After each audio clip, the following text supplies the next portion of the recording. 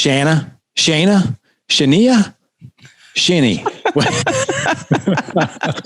What's going on? Thank you for having me. It's so first of all, clarity on your name, right? Yes. Shana. Yeah, Shana we were just James. joking. We were making jokes about each other's names. Well, I was joking on my name, but of course, right? You would never joke about my name. I would not. But hey, welcome to the show. This is timely. What we're going to be talking about today is obviously emotional connection, physical connection, intimacy, sex, getting your needs, wants, and desires met, but also being hallelujah. You know a little thing or two about this, right? Yes. Yeah. Well, this is timely because yesterday was Valentine's Day. So, this is our February 15th show. So this is timely. So maybe, who knows, maybe there were some bad experiences yesterday. Maybe there's some good that we can expand. I bet there was a mix, right? Because it doesn't always go the way we imagine it will. It's very true. It's very, very true. So, hey, let's start out with some fun questions. How about that? Okay. All right. Outside of being a mom to your 9-year-old son, and coaching men, and you coach women too, or just men? I do. I coach both, but right now I primarily focus on men. Okay. What is the one thing that you like to do outside of work and outside of being a parent that brings you just joy? Joy. Well, that's so interesting because joy has been something that I've had a harder time connecting with during the pandemic. But if I had to say one thing that brings me joy, I think being out in nature, like walking recently, going hiking and just being in the trees. And it's a place that I feel much more joyful and slow and present. You speak my language. Yay. I do love walking out in nature myself. I don't know. There's a lot of peace. There's a lot of calm, it just fills you back up again. Yes, exactly. Yeah. In a world where there's not a lot of peace and calm these days. There isn't? It's really nice to have that. You act like there's a pandemic or something. And right. And all the other things. Yeah. All the other things. Yeah. All right. So being out in nature. Number 2, what is something that brings you joy doing with your son? Oh, being creatively funny and silly. Okay. So I have a child who is wants to be silly as much of the time as possible. And I realize that when I fight that, things tend to get more tense and I get frustrated and impatient. But when I actually go with making silly jokes or saying words in funny orders and just, intentionally trying to do things to be a little more trickstery, that's where I find a lot of joy. So not taking life too seriously as a parent, but just being a kid, being goofy with them, right? Yes. Cool. All right. Yeah. So since you, obviously, I don't have many female guests on this show. So I always, but here's the cool thing. Okay, anytime we do, and we're talking about this topic, it always ends up in the top 10. Yeah. So that's pretty darn cool. Great.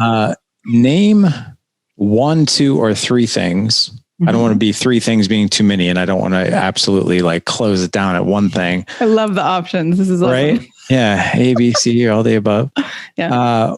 What are some things that you find most attractive about a partner, a man? Well, one of the things I love is when a man expresses the range of strength and I've got you and, I can take you and you're mine. And of course, with consent, all of that. And on the other end, it's okay to be sad or to feel grief or to be afraid or, all of those things that to a man who expresses all of that. Okay. That was one, I guess, right? Yeah, that's one. You got a couple more. Yes. Let me think. I feel attracted to honesty and communication.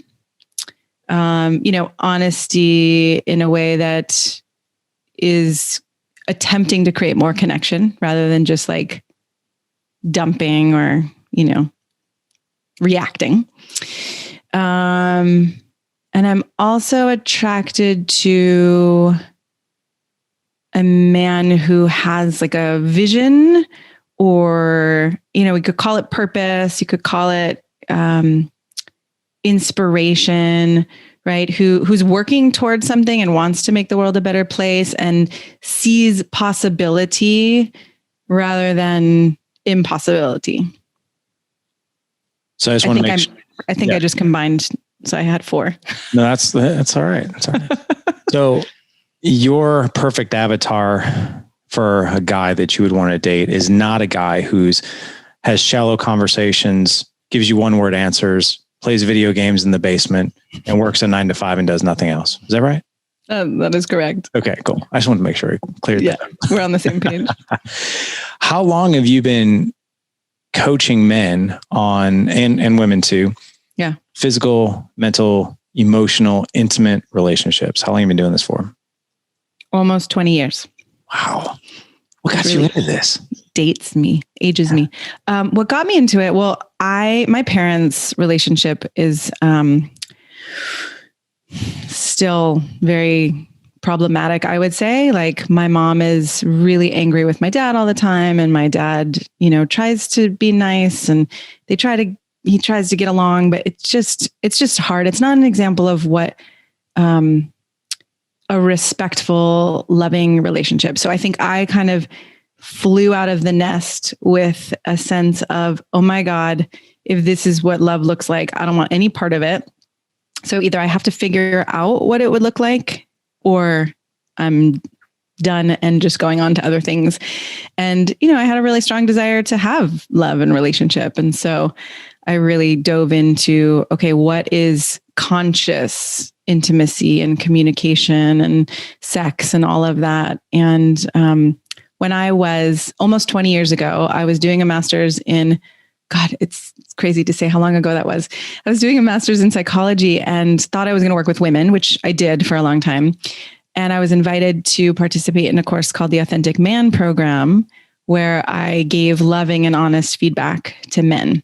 And it rocked my world. It was like, I just got to see behind the facade and behind the curtain and have so much compassion for what men were going through. And I also got the power for this topic, like the man-woman dynamic of healing, right? Like, most of our wounds happen in relationship. And so to heal them, it often takes some kind of relationship. It doesn't have to be just a romantic relationship. It could be a friendship or a coaching relationship, or, whatever it is, but that we can go back into those wounds and actually heal them. I started seeing the power of that, and I was hooked. I love that. So first of all, I just want to acknowledge you for a minute, because you didn't come from the most ideal example, right? Yeah. Which many of us are from that. I'm the same way. But what you decided to do, have you ever heard of the 2 twin brothers that were raised by an alcoholic father? One has a successful life and the other one didn't. Have you ever heard that? I don't know if it's true or not, but the story holds. It's a good story. So one brother grew up, did nothing with his life, married, divorced, completely exited the lives of his family, couldn't hold down a job, like all these horrible things, right? Was basically just no advance to society whatsoever, right? Yeah. The other brother, very successful, had a fantastic marriage, great connection with his kids, did very well in his professional career, mentally and physically, emotionally, was attuned, right? Wow. When asked, both of them had the exact same reason why they turned out the way they did. And it was, I had no choice, you see. My dad was an alcoholic and he had anger issues and he beat my mom and he beat us. So I had no choice. Right? It's so powerful.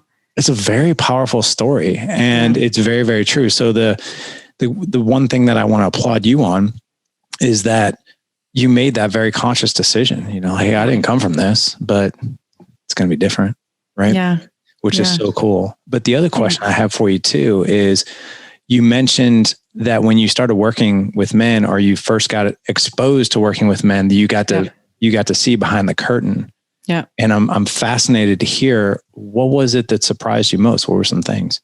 Oh, I feel like I could cry, because I'm just having all these memories of I think what surprised me most was the vulnerability, like what I had seen at that point, because I was in my early mid-20s, was just a lot of, I got it together and a little more like I'd had some great experiences with men at that point, or young men, and I'd had some not so great experiences. And so I kind of had these ideas that all men are, or all men want, is sex or whatever. And to really watch men talk about their shame and their fear and their history and their relationships with their mother, and to just be like, oh my God, so much humanity and so much vulnerability and so much struggle. And none of us had been taught. Like, it was like this moment of what I call shared humanity, where I really got that, it's not just any one of us or any one gender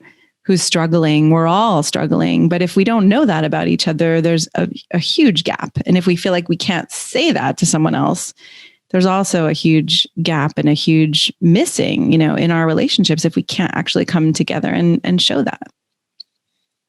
I couldn't agree with you more. And in fact, I think a lot of men don't even have that opportunity to share. Sometimes we're so focused on other things in our lives, our business and raising kids or whatever else. Sometimes we don't even, as men, take that productive pause to be like, well, why do I feel this way, man? I don't know. Right. Yeah. And then the secondary emotion, I think, that comes with that is usually anger. That's what I was going to say. Yeah. Right. Or even, frustration. Which, right. Yeah. And then we distance ourselves, right? All those things. But I heard you talk on another podcast, and I'm going off the rails here just a little bit, but I wanted to acknowledge one other thing that I heard you say on another podcast is that I think the stereotype for men, and particularly sex, right, is that it's a physical release. We're stressed out. We just want to get off and go, right? Yeah. And my wife and I, we've got a really healthy sex life. We have a really healthy marriage. We've been together for 24 years. No, nice. But I've known her. We've been married for 17 years. I've known her for 24. Yeah. But I've had to sit her down and talk to her because I'm 70% of relationships. The man is the higher drive. And that's definitely me. I would say she's gotten older though. It's more like 60-40, maybe 50 at this point. Tends to even out sometimes. It does. Mm-hmm. But what I've often told her, I was like, look, early in our relationship, it may have come across that I just wanted to be physical with you. And that's what it was physical. Yeah. But for me as a man, and I think it's even hard for guys to even say this out loud. Me as a man. I know. I'm so grateful you're saying this. Oh, thanks. Yeah. But it's such an emotional experience for me as well. Like, I love you. And at times, like, loving you physically and being loved physically is like the most amazing thing in a shared experience for a guy. And it goes like, having an orgasm is great. Right. Mm-hmm. But I would honestly say that's maybe 10% of it. Yeah. Everything else, it's like, I'm with you, only you, I'm here with you. I'm present with you. I'm enjoying our time. Like everything that's built into that particular event. Right. And it goes so far beyond physical aspects, but judging by what I've heard you talk about on the podcast, is you have seen that as well. Yes. And do you think most women don't know that? I think most women get stuck in their fear, their stories about men. And then the fear is, well, if he really only does want me for that, and I don't know if I'm living up to that. I don't know if I'm beautiful enough. I don't know if all these things. So I just think there's so much fear that we get stuck in. And again, I'm so grateful for you for being a man who's going first to say, wow, this is so much deeper. This is not just physicality, and one of the things I loved about what you just said was loving and receiving love. Like, actually, for a lot of men I work with, it's new to start to receive love in the form of pleasure and in the form of attention, in the form of care, in the form of listening. And so what I'm hearing you say is that you had the courage, right, to stand up and have that conversation and be like, hey, there's something I need here. And I want to share this with you. And it sounds like, that you had an inspiring view or lens of it rather than like, why is this not happening? This is not, good enough. And I'm pissed off. And so, there's so much that we could go into here, but I can feel all the layers. Yeah. I've, like I said, I've known my wife for so long. It's going to be 25 years this year, it blows my mind. We met in college. Wow. And been married for 17. And we've been through the gamut of those conversations and that struggle and that kind of thing. We're definitely on the other side of it now. And it's amazing. Like every year we're together, it gets better. But awesome. On this particular show, what I'd love to focus on is what are some gaps that you see in your practice? Like what are the biggest pain points for not just men, but relationships and that whole dynamic between the husband and the wife? And then what have you found has been, because we are talking to a bunch of guys here, so we need to keep it simple, right? Yes. So me included. Maybe that underplays but yes, okay, we can keep it concrete. But no, and then just like the simplest things to just tweak it like a millimeter to where we can make things better. So what's one or two things that you've seen that have been most problematic? Well, one you spoke to, I think, is communication. Mm-hmm. The unwillingness, let's call it a choice, even if it feels like, oh, this is impossible, there's a choice there, right? The unwillingness to risk something going wrong or a relationship falling apart or somebody being upset with you. And then not risking the conversation around, here's what I want more of. Here's what's really important to me. Here's what really matters to me. Or, please don't talk to me that way. I don't feel respected, right? It's like all of these things out of the bedroom have a huge impact on what happens in the bedroom.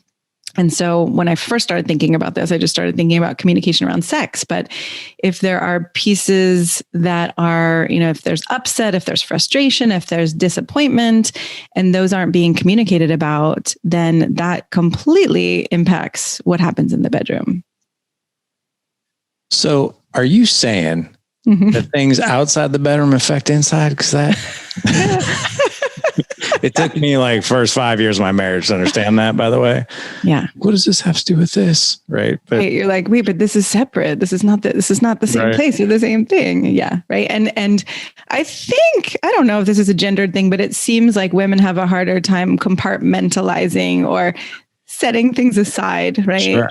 Alison Armstrong talks about it as like women are multi-focused and men are more unifocused. And so, if the dishes are still in the sink or if the kids still need something, right? Like I noticed my ex-husband and we tried to have a conversation this morning when he dropped off my kid, and I was totally focused on, my kid running into the kitchen and needed food. And he was like, well, I want to talk about this. And I was like, I don't really know how to have a conversation when all these things are happening. Whereas he could just focus on the conversation and totally ignore our kid. And I was like, I don't really know how to do that. I can try, but I'm not very good at it. So, really getting that, I think a woman's body opens sometimes more slowly. It's not always, and oftentimes through her heart.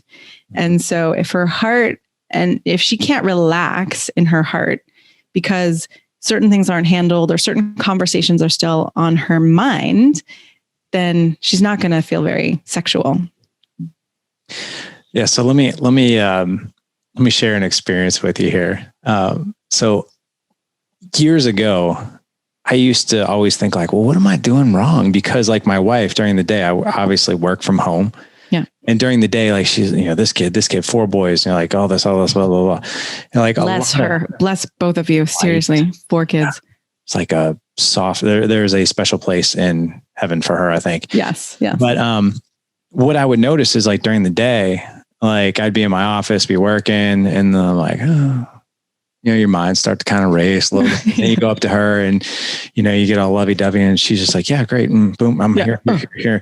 And I'm like, nope. What's going on? And not that she would reject me, but I could tell she wasn't even thinking. She wasn't there. Yeah, yes. She wasn't there. And I'm like, why is that? And then now after years, like I understand like that mindset. Right. But here's a lesson for men. Right. Yeah. And here's a great lesson for our women listeners too. So my wife's love language, one of them is acts of service. And I'll take that a step further. She's like, when you like seriously just call my friends for me and be like, get Jessica out of here on Friday, like, and even drop your kids off here too. Yeah. Like just go have go have girl time. I'm swooning already. Are you really? Sweet. Yeah. So yeah, well, that explains why she likes it so much. Yeah. But she's like, you don't understand like how loved, appreciated, and I get to have my batteries recharged with my girls. I don't have to be mom. I can dress up. And this was literally a few weeks ago, and I had all 4 boys, and it was a shit show in my house on this Saturday. Like everything that could have gone wrong was going wrong. And I was like, what is going on? Did I get some bad karma out today or what? So I was like, boom, boom, boom, boom, boom. This kid needs this. This kid needs that. I got to do this. I got to do that. All this other stuff, blah, blah, blah, blah.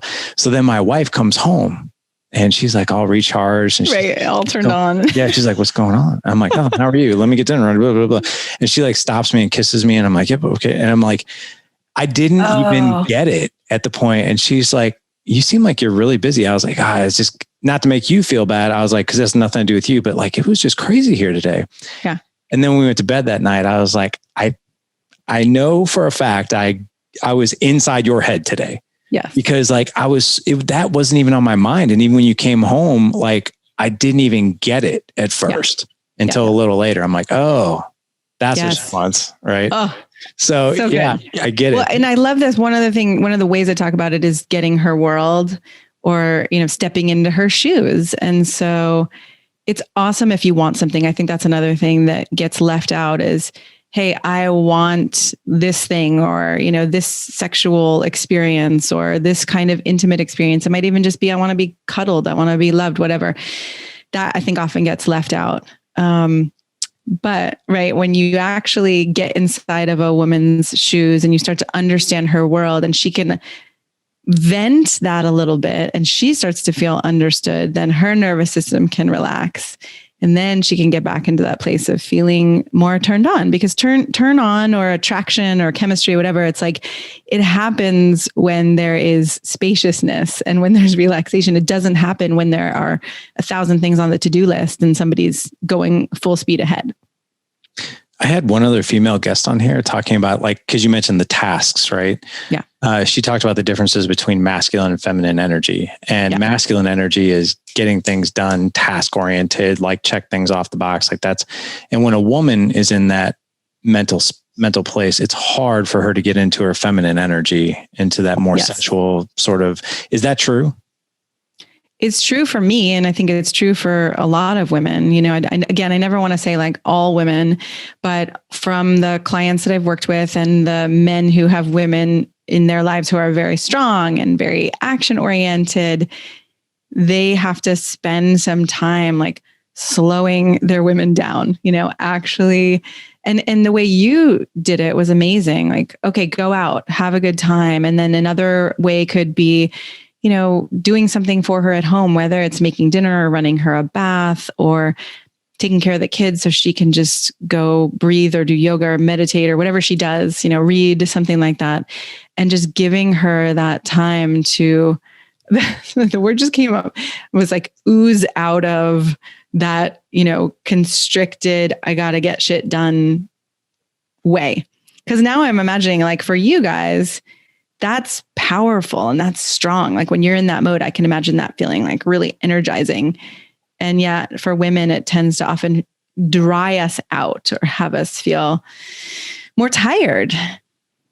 Yeah.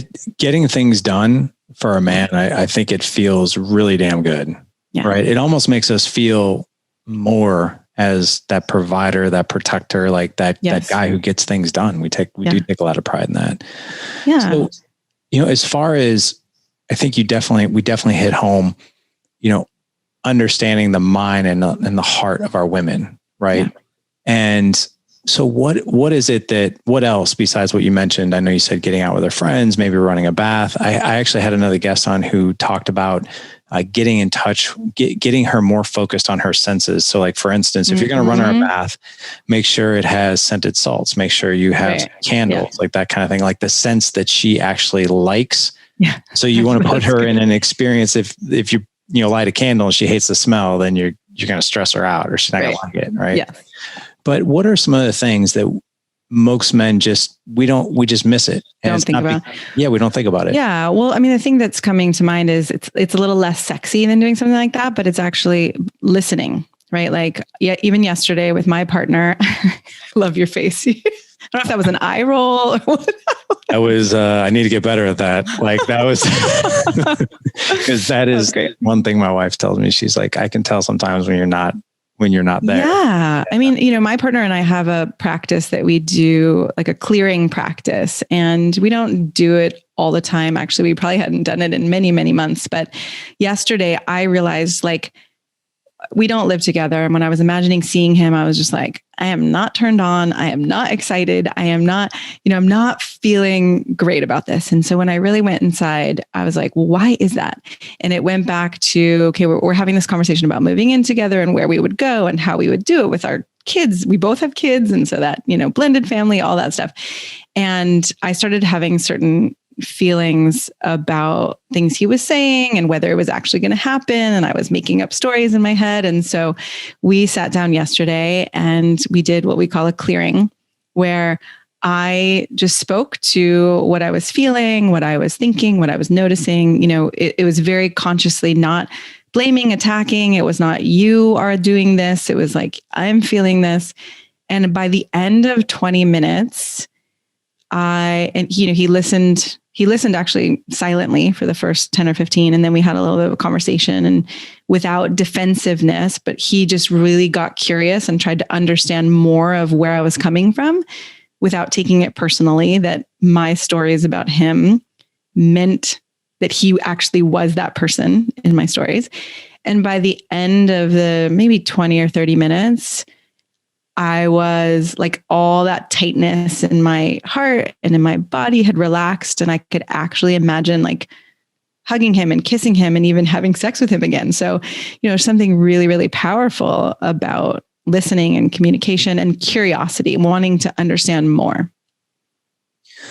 Yeah, I think that's an opportunity for all of us guys to step up, especially with these being so accessible. Oh my God, the phones, the computers, everything, it's all everywhere. Yeah. And if you look at even some of the data, I'm sure you probably already know this, but Simon Sinek has a lot of different videos on it. But if you're actually talking to somebody and you have your phone in your hand, subconsciously that person doesn't necessarily feel very connected to you. But if someone stops you like, hey, I need a minute of your time, you're like, yeah, what's going on? It's actually more powerful if you're like, what's going on? Put it down. Yeah. You actually put it down, or like away, where it's not even in sight. Because there was another study done that if your phone is even in sight, the person still doesn't feel 100% Interesting. connected. Yeah. Well, I was just thinking, as you said that too, about context. When you set a context or an intention for a conversation, it's really different than when it's just blank, right? Where it's just like, oh, we're having a conversation. And so one of the really powerful things that a man can do with a woman is come to a conversation and say, here's what I'd like out of this conversation, or here's why I want to have this conversation, right? I want to have a conversation about I'm just going to go back to sex and intimacy because it's very concrete, right? I want to have a conversation about that because I feel deadened, or I feel like I feel like there's more possibility for both of us to experience more pleasure. And I love you, and yet I feel like there's a gap here. We're not connecting in this way, or like really setting a stage for why are we talking about what we're talking about? Why are we actually, why do I want what I want? Sometimes if you say, I want to have more sex with you, a woman might be like, oh no, you're disappointed. I'm letting you down. You're not finding me attractive, or like all these things. But if you actually tell her where your mind is, she gets to stop going into her fears and anxieties.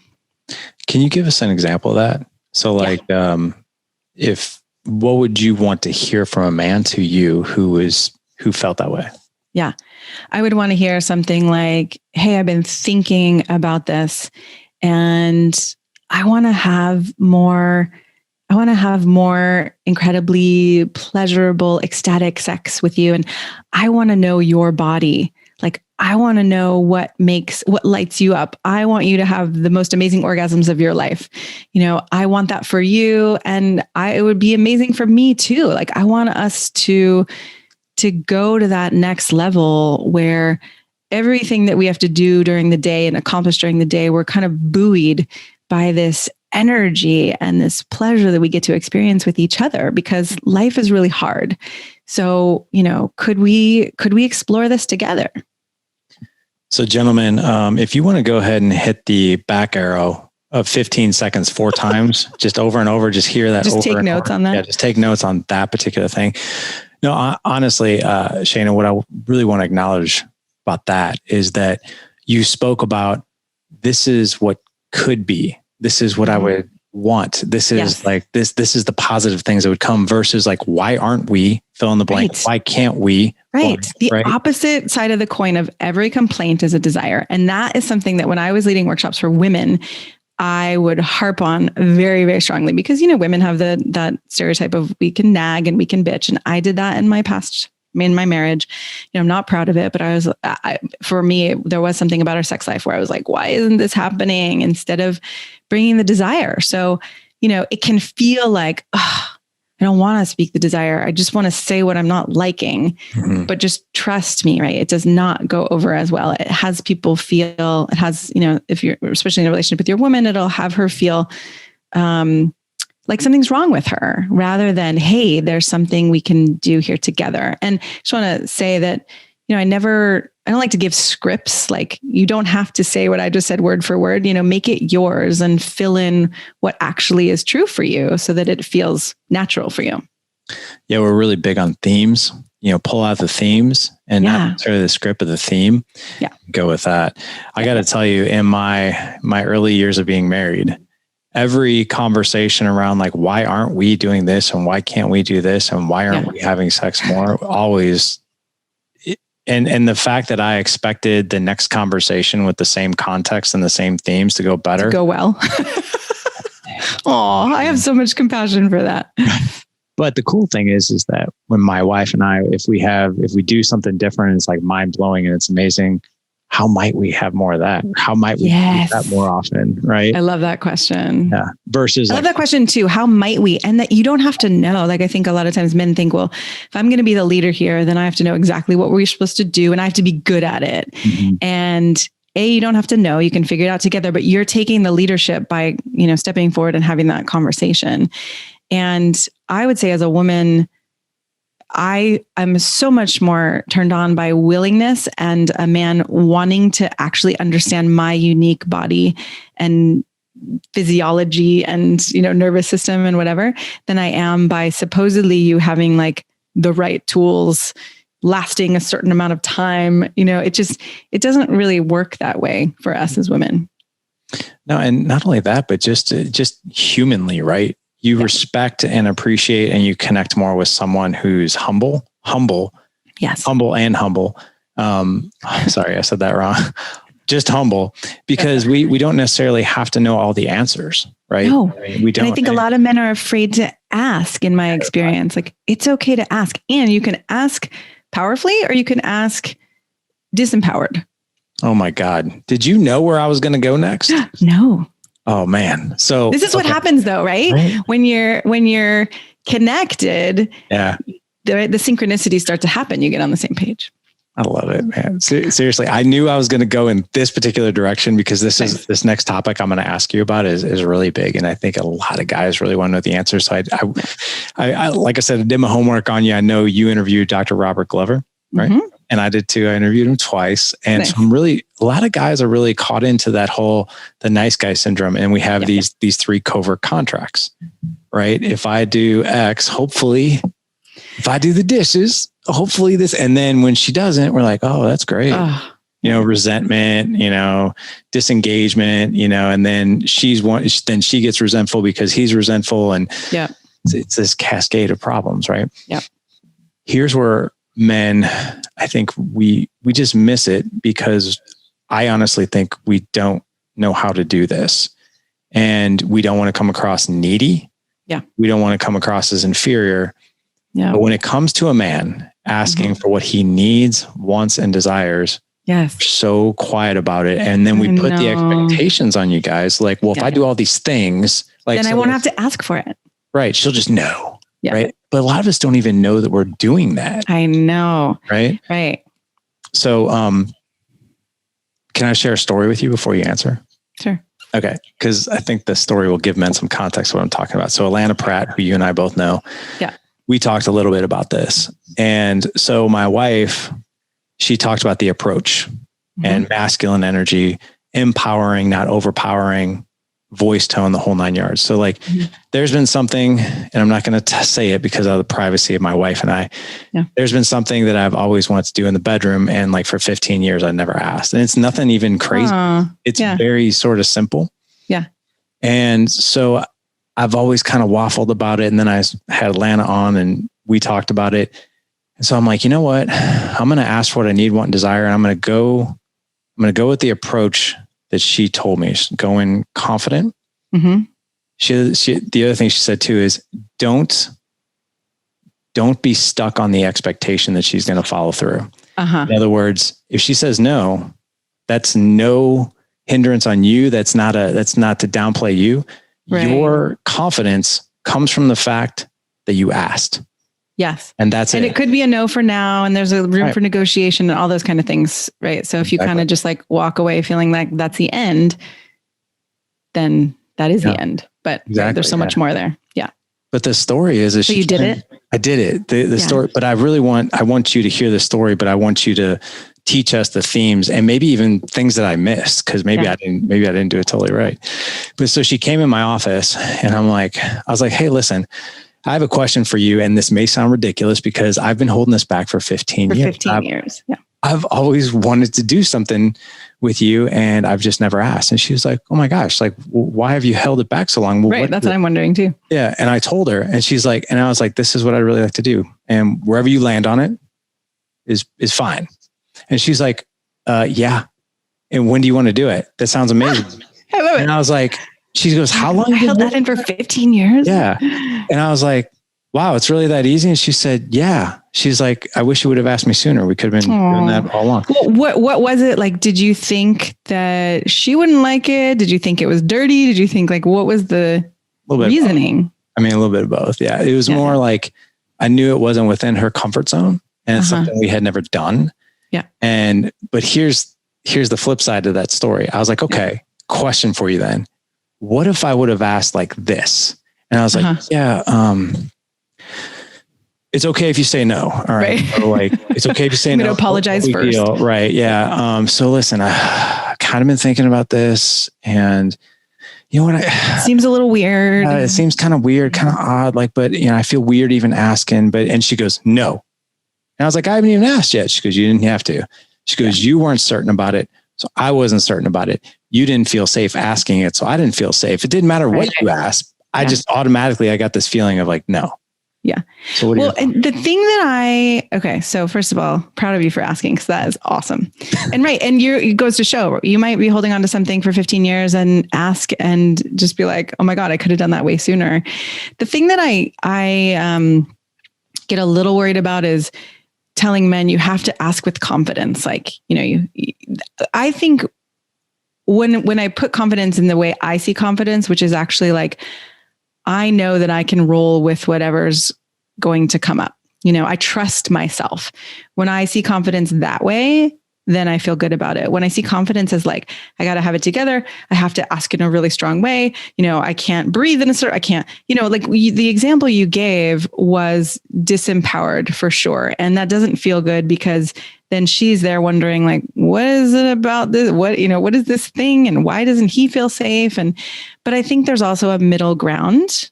I think you did a great job. I think the middle ground is, that you can have confidence and vulnerability, right? Like it's okay to say, I've been afraid to ask. I think you said this, right? I've been afraid to ask you for this. So you don't have to come off as the rock and that you've got it all together and you've got it all figured out.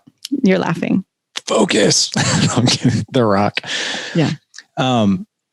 Let's go back to why is this even a big issue, you think, for men? Because I mean, isn't it? I'm just assuming here you work with this particular topic for men for 20 plus years. A lot. Yeah. Why is it we're so afraid to ask for what we want? Well, rejection doesn't feel good. Right. When you believe that it's personal and when you believe that it makes, that it means something about you, or that you're when you tie your own self-respect, right, with somebody saying no, then it feels really bad. And most of us have been taught that that's what we do. I think men who I've worked with, especially often when they were younger, got especially men who identify as nice guys. You're not supposed to be an asshole. You're not supposed to push women too far. You're supposed to know what they like and don't like, and you're not supposed to go outside of that box because then you could offend her and then she won't want to have sex with you at all, and all of that stuff. And so, a lot of what I do work with men is getting clear, what, if you could have it any way, what would you want? And then what are the beliefs or stories that might convince you that that's not possible? And, let's work through those and talk about them so that by the time you do go talk to a partner, a girlfriend, a wife, whoever, you have a level of confidence that I would say in the 70 to 80% range, you can stand up for it and you can believe in this and inspire her about it while also feeling some fear and some, trepidation. It doesn't have to be this perfect presentation. But by default, do you think most men, they venture on the side of that overcautious, oh, I just don't want to hear a no. And hopefully she doesn't think this is strange or weird. So I need to be careful with it and delicate and fragile. And that probably comes across as you're not sure about it. I think women to some degree, they understand God, whatever I tell him right now, it's going to crush him. Right. All of his confidence is now on me, right? Which is a heavy burden for a woman, right? Yeah. And I just go back to the simple fact of it's not exciting when you're bringing it in a way oh, there's this thing, it's kind of weird. I don't know. I've thought of trying, it's just not exciting. And, think about parenting too, that connection. If you want your kid to do something and you describe it in that way, your kid's going to be no, sorry, bud, see ya. Whereas if you're oh, we're going to go on this hike today and we're going to see the tallest trees, you've ever seen, and la, la, la, here's all the reasons why it could be really amazing. That's exciting, right? So I think we have the job of inspiring other people, kind of enrolling other people in what we want. And I think especially men who identify as nice guys get stuck in that trap of, well, if I make her happy, then, happy wife, happy life. And then I see men coming to me around our age, late 30s, sometimes mid 30s, 40s, 50s, where it's well, I tried that and I'm not happy anymore. And I feel kind of dead inside, and we're not having sex, or it's just, we're having sex, but it's kind of the same old. And neither one of us really seem as happy as we could be. Mm-hmm. Man, I have loved this so far. I want to get to one more point since we have a little bit of time. What is something, I know we went over two things. What is a third that you see most common that you say that it's pretty darn fixable? Fixable. What did I say for the first two? Yeah. So the first one was knowing the mind and heart of your woman. Okay. Yeah. And then the second one was actually being able to ask for what you need, want, desire in a certain way, and not necessarily being emotionally resentful because you're not speaking what it is that you want. You expect her to know. Right. Yeah. Okay, good. Let's go to receiving, because one of the things I often also work on, as sometimes I do role playing with men where it's not I pretend to be someone else. Usually, sometimes I pretend to be the wife or partner, but usually it's often let's have a conversation and get into saying some of those things that scare you. And I'll give you my real time, feedback of, well, did that make me feel more turned on? Or did that make me feel like I was creeped out and, I needed to have a break or something like that? So in some of those conversations, or maybe after some of those conversations, often when I acknowledge a man and I'll say oh, I just noticed that, you said that in such a way that it really touched my heart, or I felt really inspired, whatever it may be that I say, and I acknowledge them and they're oh, yeah. And they move on to the next thing. And I'm hold on, can we just go back there for a minute? Because, I just acknowledged you for something and I'm curious, did it actually go in? Like, did you hear what I said? Oh yeah, I heard what you said. Like, okay, did you feel what I said? And oftentimes it doesn't go into the level of feeling. And so whether it's a compliment or whether it's someone doing something for you or whether it's in the bedroom having sex, right?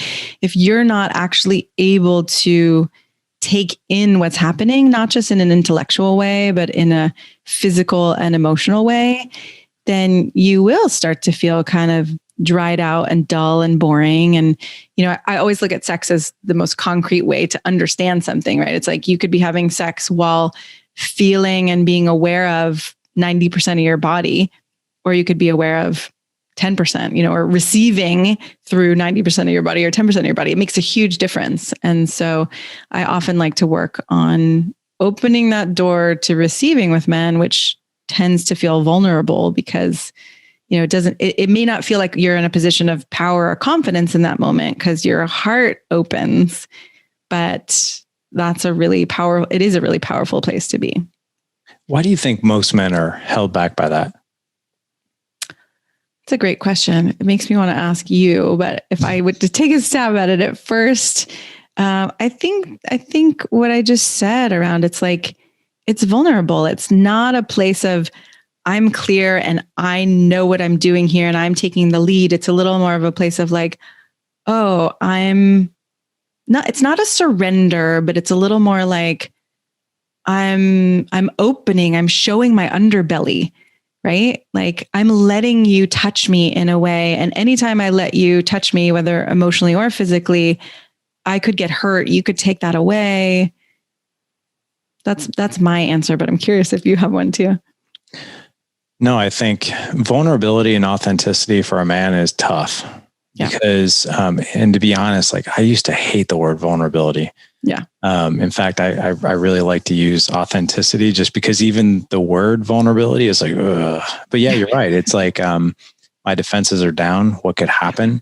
Yeah. It's something I'm doing or saying be used against me, things like that. Yeah. But I think, one of the most clear stories, I think personally that I've experienced this with. So like, let's just say, for instance, I have a really bad day or there's drama going on in our brand, in our business or mastermind or some crazy things. Like maybe I'm really stressed out. Right. Yeah. And this is where I battle with being vulnerable. And I think most men do too, because we feel that we shouldn't be that way. So like, for instance, if I'm really quiet, cause I'm like, God bless, like, I can't believe that happened, all these things. And then my wife will be like, are you okay? You just seem off. I'm like, yep, I'm good. I'm fine. And she'll be like, wow, that fast. Right. Good and fine. Right. Like, no, I'm fine. And she'll be like, you're not. And I can tell. And then what I'll say to her sometimes is like, you have so much going on, like raising these 4 boys, you're trying to do this, trying to do that. The last thing you need is me complaining about what happened today. Right. Like I don't want, and I always say, I don't want to put that on you. Right. And she's like, but you're already right. There's a way that you've put it out there and then she doesn't get to be close to you. And then there's distance, right? Then she's like left alone in the room. She is. And from a man's lens, from most of us, I don't even know why it is. We feel we're like, I shouldn't put that on her because I don't want her to think like I can't handle it. I don't want her to think that I'm like this negative Nelly. I want her to look at me like I can provide. I'm stoic, like I'm strong, right? Not this weeping, like, oh my God. Right. Well, and I talked about that in my TEDx talk too, right? The difference between putting something on someone and actually letting someone in, right? The difference between dumping and being like, oh my God, I can't handle this. Could you fix this for me? Versus, yeah, I'm struggling with this thing. And, I have a lot of self-respect. I know who I am. I know what I'm capable of. And this is hurting today, or this is a struggle today, right? That there's a huge difference in how you share that. There is. And do you think that I had another female guest on, Melanie Studley from Anatomy of Marriage. I don't know if you know her or not. She came on and she's like, because we talked briefly about this and she was like, she's like, we don't want like a man to be soft and weeping all the time and just to be like this negative ball of energy. Right. But when you have a bad day, like she's like, the way I view my husband, Seth, is like, he's my king and I'm his badass queen. And whatever battle he's facing, I want to stand shoulder to shoulder with him. Oh, I love it. Yeah. And I was like, really? Okay. All right. see you. Otherwise, it's kind of like, oh, what, you don't trust me, or you don't want to open up to me. You don't want to connect with me. I think women get sad in that way. And I think that is one of the leading causes of why women choose divorce or separation, right? It's like, oh, he's not opening up to me. And like you said, it's not like we need you to put your head in our lap and cry all the time.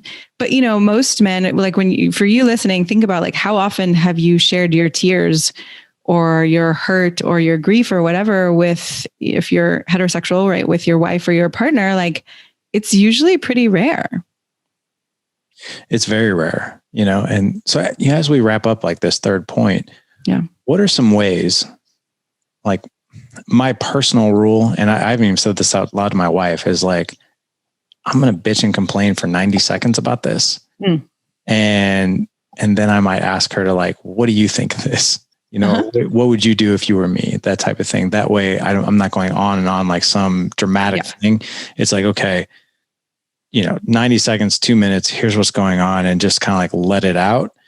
And then bring her into like, well, what do you see, or what should I do? Is there anything I'm missing there, or anything that we could do different? Well, the thing that you just said about, I haven't said this to her, I think it's awesome when couples have either agreements or structures, like, hey, let's each vent for 2 minutes and then brainstorm for 5 minutes or something, right? Like, instead of thinking, oh God, I've got to sit down with my partner and they're just going to keep going on and on, because that can be a drag.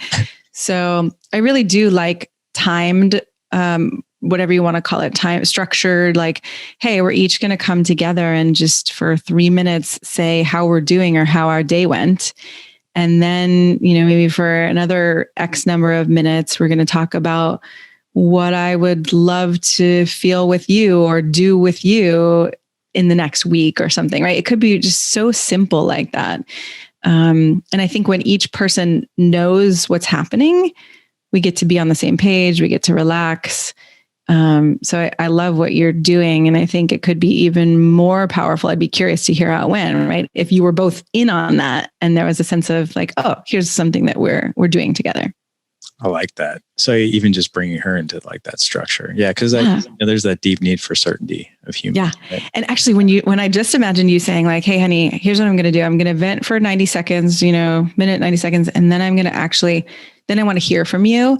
I just got really like my whole body lit up. There was something where it was like, oh, I'm simultaneously being told what's going to happen. So I know what to expect. So I feel safe.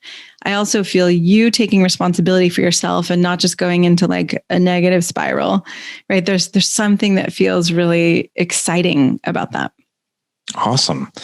Well, that's like a perfect time. Now that I got y'all lit up at the end of the show, like we should probably end here, right? We gotta end off on a bang. So exactly. Is there anything that we left out that you want to share? Well, the funny thing that just went through my head when you said we should end, on a bang is like the drive or the orientation around like going for the orgasm or going for sex or going for anything like that attachment or that drive, I think often creates a way that we can miss what's really happening in the moment. So one of the things I love working on with men is like, see what it's like to touch her fingers or to look into her eyes or expand your definition of sex so that it's not just penetration or genitals. It's like, how are our physical bodies touching? How are our energy bodies touching? And, I really love working with men to help men get more and more aware of their bodies and their energy fields so that they can connect with a woman from across the room without even touching, or they can look into her eyes with silence and create that connection and intimacy and spark. So somehow that came up when you said we should end this with a bang. That's awesome. I mean, you can't end better than with connection, right? Yeah. And you're right. Even as you said those things, connecting with their hands, connecting with their eyes, like what it feels like to hug each other, and really hug each other, like to really feel it instead of just perfunctory. So you're not talking about like the two pats and the ass out. Oh the side hug. Yeah. Oh, yeah. That's not good. Yeah. I want to make sure that the men can find everything that you're doing and all your resources. I know you have a lot out there. So where can men find the best resources? Yeah, you can go to my website, which is shanajamescoaching.com, and Shana is Shana. You can find the Man Alive podcast, and I highly recommend checking out our episode. That will be, a fantastic one to listen to highlight your wisdom as well. If you go to shanajames.com, shanajamescoaching.com/TEDx, you can see my TEDx talk, which is what 1,000 men's tears reveal about the crisis between men and women. And yeah, that should take you where you need to go. That is quite a title. How many views do you have on that thing? A couple thousand, not as many as I would really like. Yeah. Shocked. Well, that's going to raise after we have that link in the show notes. So not to worry, guys. You won't have to memorize any of those. Like I said, just go to gooddadproject.com/305 for this episode. Again, gooddadproject.com/305. Also, if you want to watch this particular interview, you can do that on our YouTube channel. I'll have a link to subscribe to our YouTube channel. We're putting everything out there. Kind of a funny story, Shana. Like when I first started this podcast back in 2015, I was like, oh, YouTube will be gone here today, gone tomorrow. Yeah. And now, finally, it's been about 9 months. We've been putting things on our YouTube channel. I'm like, I can't believe I didn't do that, but that's all right. I know. It's all right. We live and learn. Live and learn, just like we are today, right? Live and learn. Yes. So gentlemen, again, go to gooddadproject.com/305 for this show. Go out and live legendary. Take care.